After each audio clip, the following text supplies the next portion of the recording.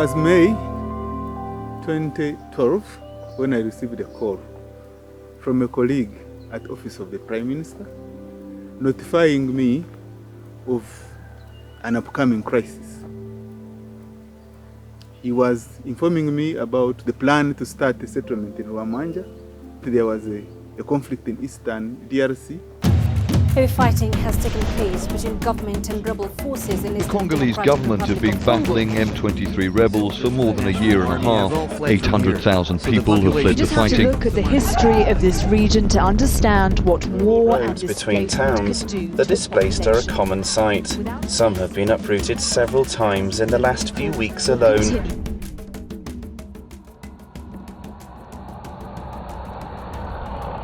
This area was the first reception center. It was an open place, and the refugees would be brought here first, stay here for about 2 to 3 days, maximum 4, before they could be given plots.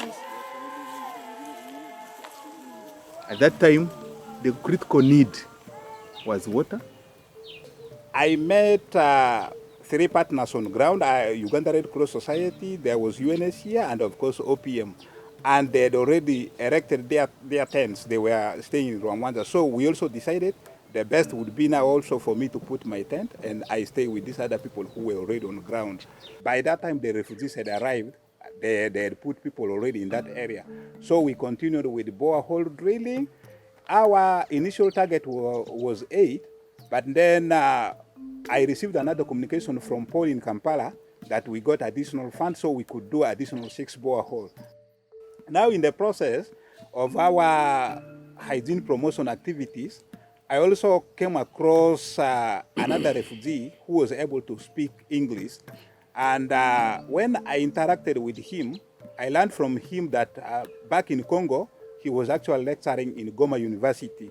And because he was able to speak English, we also hired him. He was one of our hygiene promoters. We started working with him. Good to see you. Good to see you too. How are you? I'm okay. How are you? Good. Good to meet you. How is life? You are lost, my dear. I'm around now. I was so lucky to have you. I still remember you. I remember Innocent. These are the people who made my work easier. I was here in Bunagana trying to see how I can cross the boat to come here in Uganda. The war started of M23.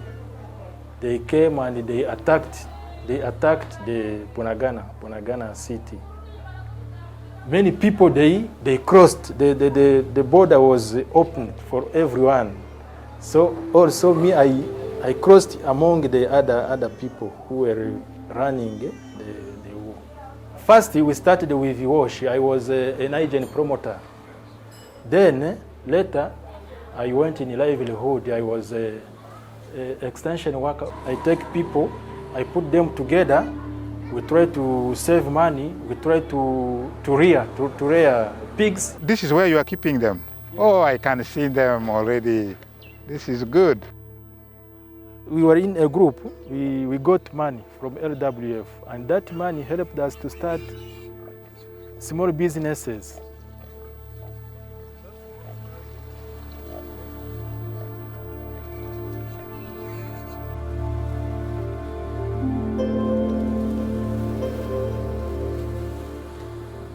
I witnessed the number of people that were being held in Kisoro. It is felt that our operation was not going to be 6 months. It was actually going to be bigger. So we started preparations for a longer term engagement, and we also engaged the UNHCR on the possibility of partnership. I think the first wave of refugees was about 3,000 that crossed from Bunagana into Kisoro. And that is when UNHCR was alerted. For us, we brought in, settled, follow-up, then the partners. And that's when LWF came in. It was a WASH partner by then. It was an operational partner. The WASH sector was quite keen because without the sanitation and hygiene, we were bound to have a very mass epidemic or something like that. The commandant then told us the dynamics of the area, the resistance that was there. I remember seeing a very big battalion of policemen, and I was wondering, and then they explained that the communities are really not welcoming. The name right now is Inteziario Primary School, but before Inteziario, we used to call it St. Michael Primary School. We named it Inteziario after the death of our settlement commandant, who was stoned to death by the encroachers who had entered here. Because people were not happy about the reopening of the settlement, the mob attacked the team that was planning to do the assessments.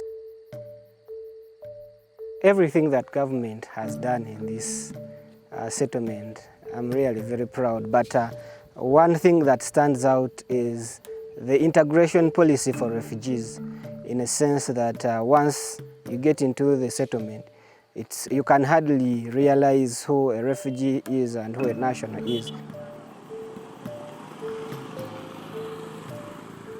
I knew the tension was very bad and the situation were not good. We went to the district. The LC5 told me, don't talk about Rwamwanja. I begged, I pleaded until he gave me a chance to talk to him. And then immediately he convened the district executive committee. I talked to them and they started understanding. We started working together with the Office of the Prime Minister to have structures in the community. And I will move with all my sector heads to the field. Question and answer sessions. They asked from Chempang all the zones until the acceptance, we were now accepted in the community. We were struggling with the generators, operation, electrical activities, and others. So we had to recruit Engineer Basonga to help us. Oh, good morning. Oh, nice to meet you. How nice to meet you again. Oh. I came to office and met Mr. Onen. I tried to explain about the life I was going through. After that, I started now working with LWF. The manager took me like a parent.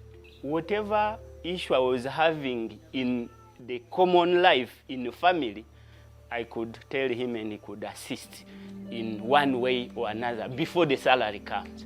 I initiated a group, which is actually a CBO today, anti-discrimination team. That tribal discrimination was continuing to disturb the community. All these buildings, you can see even the building you have here, all these things were not there. Nothing completely. Even the staff, LWF staff, they are sleeping in tents.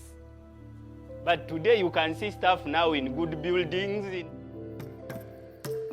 Onen acted fast and recruited staff. George is here, Danish is here, Harriet is here, Lucy is here. These are the big, I call them historicals, who helped in the establishment of this settlement. I was actually the first project assistant in the sector of sexual and gender-based violence. We had work because as refugees come from Congo, the laws of Uganda are different from the laws in Congo. So we had to do a lot of awareness creation on sexual and gender-based violence. Right from the time they arrive, we started implementing a methodology. It's called Zero Tolerance Village Alliance. We started in Chempango. We implemented in 2 villages. We trigger the community. We form a stakeholders forum, which is comprised of the religious leaders, the village leaders, opinion leaders, and other influential people in the community. We did community dialogues about sexual and gender-based violence and HIV, and we had great impact in that community.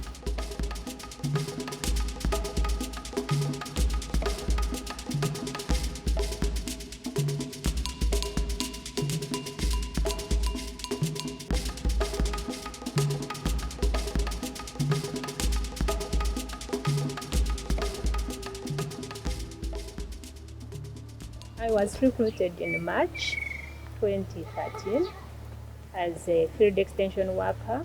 I had a baby, I had to carry my baby, came up to Rwamwanja, started sleeping in a tent with a baby.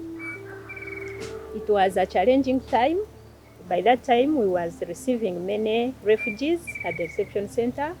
I could carry my baby up to the reception center to distribute things.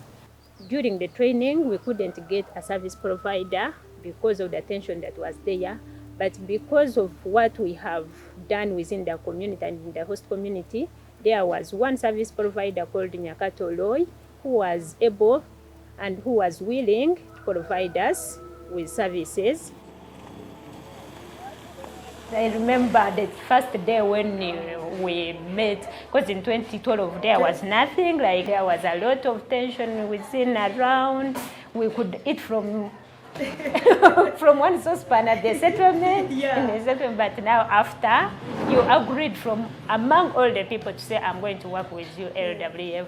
By the time they were like, the refugees are coming, some were hostile, some were like, no, we don't want them. On the other side of the business people, we are so glad because like the business boomed so high compared to the way how it was before.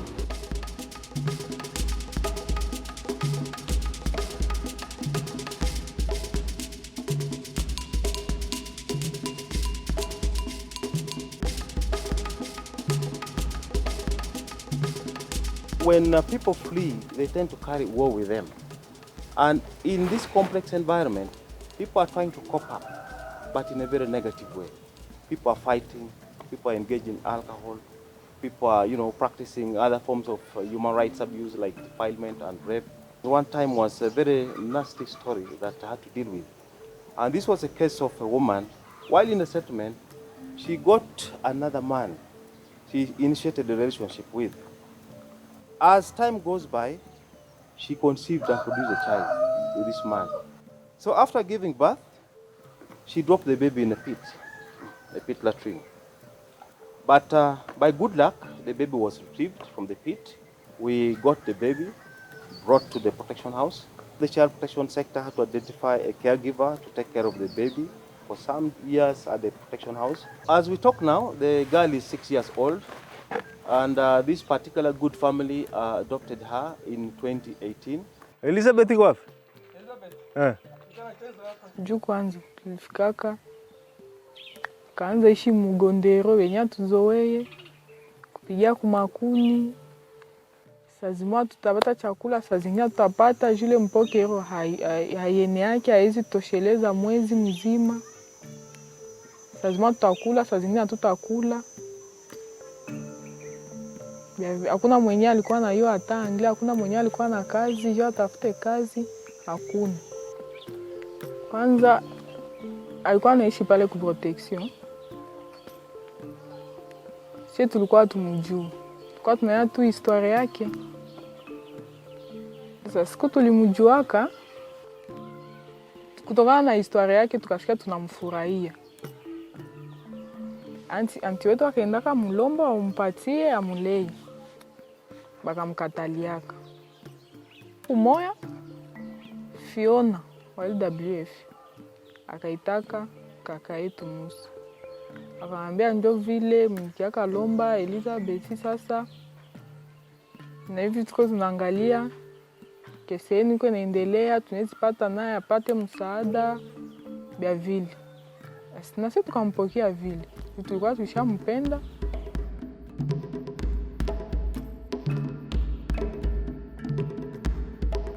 Livelihood is everything.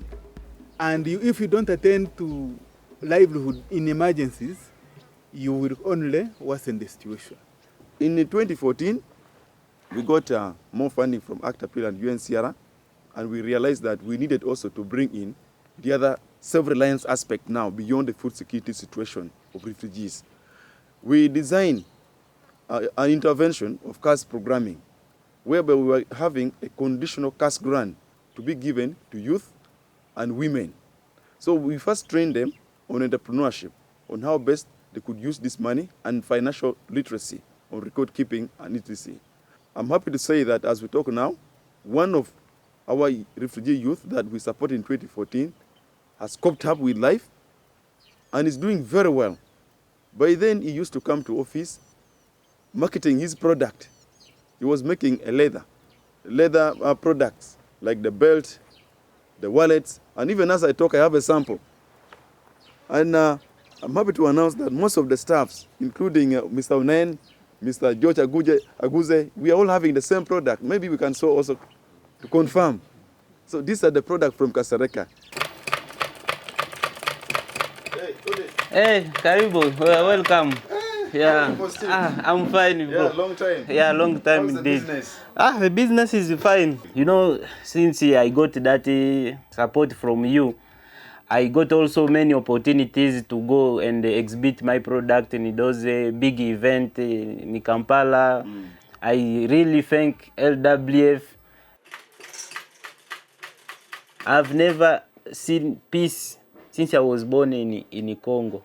In Congo, we are in a set where you can grow, but it is very easy for you to get finished. You die, and your story is ending by there. The stories from our staff tell the journey that we have gone through.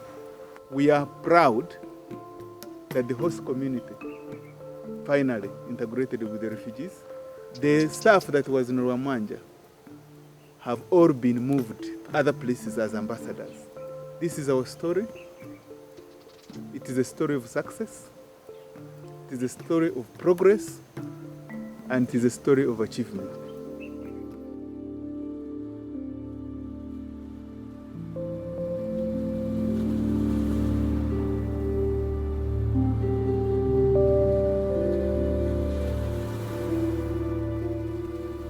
We're very fortunate that we have good donors through ACT Alliance, and they gave us the initial emergency response funding to go to Rwamwanja and immediately start working at addressing the water problem.